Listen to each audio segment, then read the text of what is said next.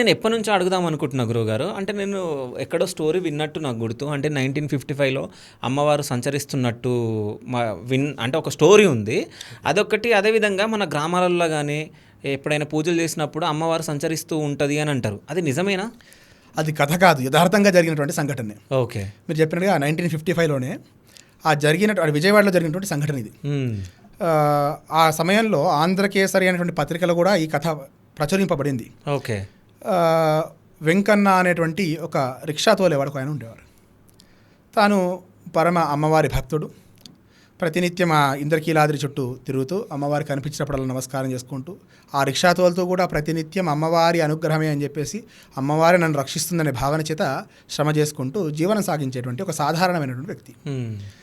ఒకనొక సందర్భంలో ఆ రోజంతా రిక్షా ఎవరు ఎక్కలేదు, ఎటువంటి ద్రవ్యం రాలేదు, చాలా బాధపడుతున్నాడు. రాత్రి 11:30-12 గంటల ప్రాంతమైంది.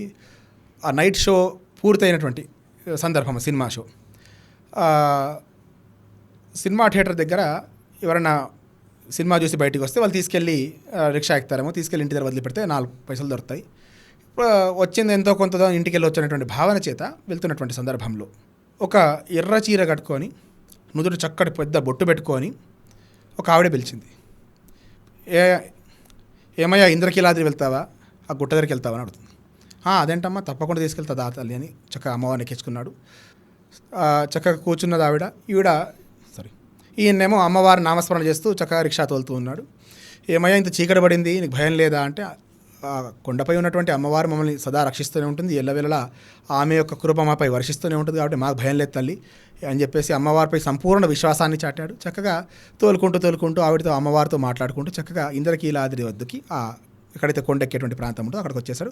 అమ్మ, మీరు అనుకున్నటువంటి ఇంద్రకీలాద్రి రానే వచ్చింది, మీరు దిగండి అని చెప్తారు. ఆలోపి చూసేసరికి వెనకాల అమ్మవారు ఉండదు. అటు ఇటు తిరిగి చూసేసరికి ఏంటంటే ఆ కొండపైకి ఎక్కేటువంటి మెట్లు అయితే ఉంటాయో ఆ మెట్లపై ఎక్కుతూ కనిపిస్తుంది. అదేమిటమ్మా, ఇంత చీకట్లో తీసుకొచ్చాను నిన్ను, నా డబ్బులు ఇవ్వకుండా పోతావే, నా పొట్ట కొడతావేంటి తల్లి నువ్వు అంటారు. అమ్మవారు ఒకసారి వెనుదిరిగి చూసి నవ్వి, నీ తలపాగలో పెట్టానయ్యా చూసుకో అని చెప్తుంది.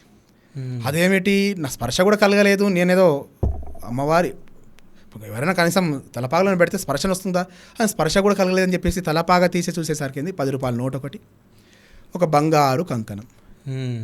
చూసి ఆశ్చర్యపోతాడు. అదేమిటి, చూసేసరికి మళ్ళీ అక్కడ అమ్మవారు కనిపించదు.